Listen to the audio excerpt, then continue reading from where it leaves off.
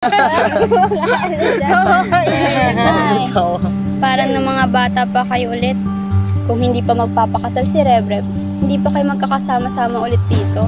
Oo nga Mama. Buti na lang, ikakasal na ako. Oy, ikaw ba'y talaga sigurado sa babaeng yan? Oo naman ate. Bakit? May problema ba? Chararat daw, sabi nito si Alex eh. Oh, sabi mo. Bakit? Anong chararat? Chararat? Chararat yung... Unattractive. Oh, pinaganda mo pa. Pangit. Yung sabi mo. Regardless of how she looks, that is not the point. Masyado ka pang bata. Anong ba yung pinapasok mo? You're only 23. Bakit naman si Mama? Bata naman sila nung kinasal sila ni Papa. Iba namang panahon yan, anak. At mahal nila ang isa't isa. Ate, nagmamahalan din naman kami. Mahal? 4 months?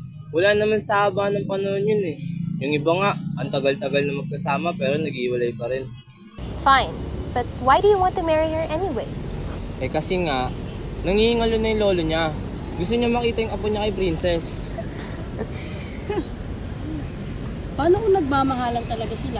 Naisip na yun si Rebreb, hayaan niyo na siya. Ba naman ate ha? Excuse me naman. Nung isang araw na ayaw mo magpakasal tong si Rebre ba? Isang araw yun. Eh desidido na siya eh. Hayaan na natin siya. Tayo makisawsaw. Eh para ano pa, at naging mga kapatid tayo at may magulang siya. At kung sakali magkaroon siya ng maling desisyon, eh syempre, itama natin. Eh bakit kasi iniisip niyo na mali yung desisyon niya?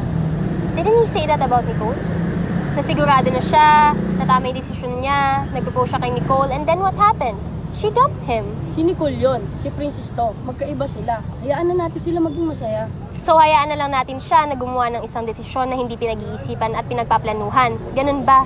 Eh hindi naman lahat ng bagay kailangan pag-isipan at pagplanuhan. So kalimutan na lang ang pamilya, ganun. Oo, kung yung pagmamahal na yun, sobra kang pasasayahin. Sobrang saya, di bali nang makasakit ka ng iba, ganun ba? Teka, si CJ pa bang pinag-uusapan natin dito? Opo. Yata. Lahat kayo ay may punto, pero yung dapat makarinig yan, ayun, nag-walk out na. Ayusin niyo yan, ha?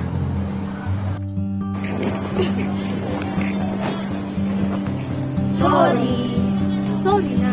Siyempre, mga kapatid mo kami, overprotective lang kami sa'yo. Siyempre kasi, baby ka namin.